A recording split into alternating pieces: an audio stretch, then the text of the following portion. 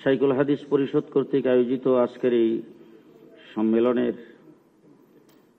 সম্মানিত সভাপতি, সম্মানিত প্রধান অতিথি, মঞ্চে উপবিষ্ট জাতীয় নেতৃবৃন্দ, সমবেত সাথী ও বন্ধুগণ,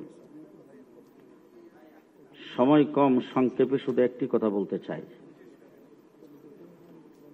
একটা দেশ একটা সরকারি পরিচালনা করে। ফ্যাসিস্ট হাসিনা যেইভাবেই হোক, দিনের বুট রাতে করে হোক, বুট সেন্টারে কোনো মানুষ যায় নাই, বুট সেন্টার আমরা কুত্তা ঘুমাইতে দেখেছি।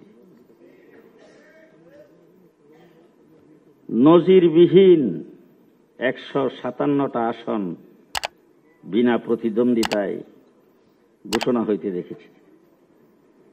যেইভাবেই হোক সরকারই ছিল, প্রধানমন্ত্রী হিসাবে আমাদের দেশে চেপে বসেছিল। কিন্তু ওই সময় আরেকটা সরকার শাহবাগে কায়েম হয়েছিল, ইমরান এই সরকার। তখনকার সময়ে শেখ হাসিনার সরকারও তার মোকাবেলা করার মতো সেই সাধ্য ছিল না। আল্লামা আহমদ শফি রহমতুল্লাহ আলাইহির নেতৃত্বে ইমরান এই সরকারের মোকাবেলা আমরা করেছি। আজকে যারা আমাদেরকে বলেন মসজিদ থেকে ঘাট ধরে বের করে দিবেন, আপনাদের লোকজনের ফাঁসির দাবিতে শাহবাগ কায়েম হয়েছিল। মোকাবেলা আপনারা করতে পারেন না, আমরাই তার মোকাবেলা করেছি। পরিষ্কার ভাষায় বলে দিচ্ছি, এত সহজ না।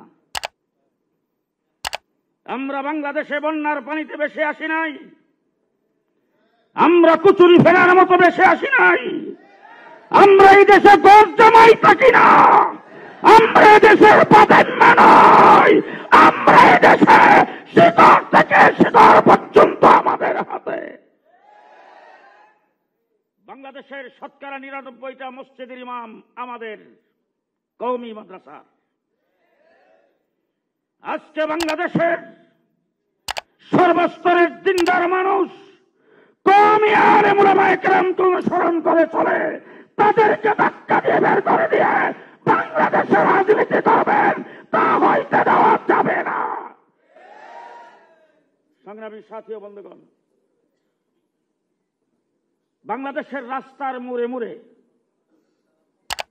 ভাস্কর্যের নামে মূর্তি স্থাপন করে দেশটাকে মূর্তির রাজত্বে পরিণত করতে চেয়েছে। বাবার মূর্তি লাগানোর জন্য যাত্রাবাড়ির মোড়ে বিশাল গোলচক্কর করে সেখানে কোটি কোটি টাকা খরচ করে মূর্তি বানিয়েছিল। আল্লামা জুনায়েদ বাবনগরী, আল্লামা নূর হোসেন কাসেমের নেতৃত্বে আমরাই তা পরিষ্কার করে দিয়েছি। আমাদের সম্পর্কে কথা বলতে সাবধান, মুখ সামলে কথা বলবে, আমাদের মুখ ছুটাবে না। আজকে দেখি অনেক বাড়িতে চোর ঢুকে, তো চোর যখন ঢুকতেছে এমন সময় বাড়িওয়ালা সজাগ হয়ে গেছে। চোর ঢুকলে বাড়িওয়ালা সজাগ হওয়ার পরে প্রথম কাজটা হইল চোর আইছে রে ধর। এই কাজটা যখন কয়, তো অনেক জায়গায় দেখা যায় কি, চোর যে চুরি করতে আসছিল হেও মুখের মুখোশটান্দা খুইলা হেও ধর ধর ধর। এখন ওই সূর্যকে এটা তখন সবাই ধর ধর বলে, এটার ভিতরে সুর আছে কেউ চিনে না। গত 15 বছর যারা সরকারের দালালি করেছ, 15 বছর তোমাদের গায়ে আচর লাগে নাই, জেল জুলুম নির্যাতন আমরা ভোগ করেছে। আজকে বাংলাদেশে উলামায়ে কেরামের বিরুদ্ধে বিসর্জন করবে, তাও বাংলার মাটিতে চলতে দেওয়া হবে না। শেষ কথা বলতে চাই, আপনারা কতটুকু জানেন জানি না, জেলখানার ভিতরে আমাদেরকে নির্যাতন করেছেন, রিমান্ডে নির্যাতন করেছেন। আজকে জনগণের সামনে দাঁড়ায় পরিষ্কার ভাষায় বলতে চাই, আমার জুনায়েদ বাবনগরী তিনি স্বাভাবিক মৃত্যু হয় নাই, আমার নূর হোসেন কাসেমের স্বাভাবিক মৃত্যু হয় নাই, তাদেরকে হত্যা করা হয়েছে।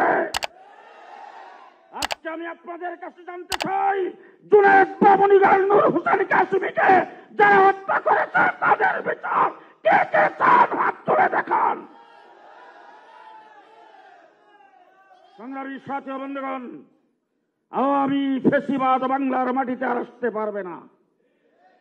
আজকে পরিষ্কার ভাষায় বলতে চাই, পাইতারা শুরু হয়েছে নির্বাচনকে বানচাল করার জন্য, আওয়ামী ফেসিবাদ আবার বাংলাদেশে আনার জন্য।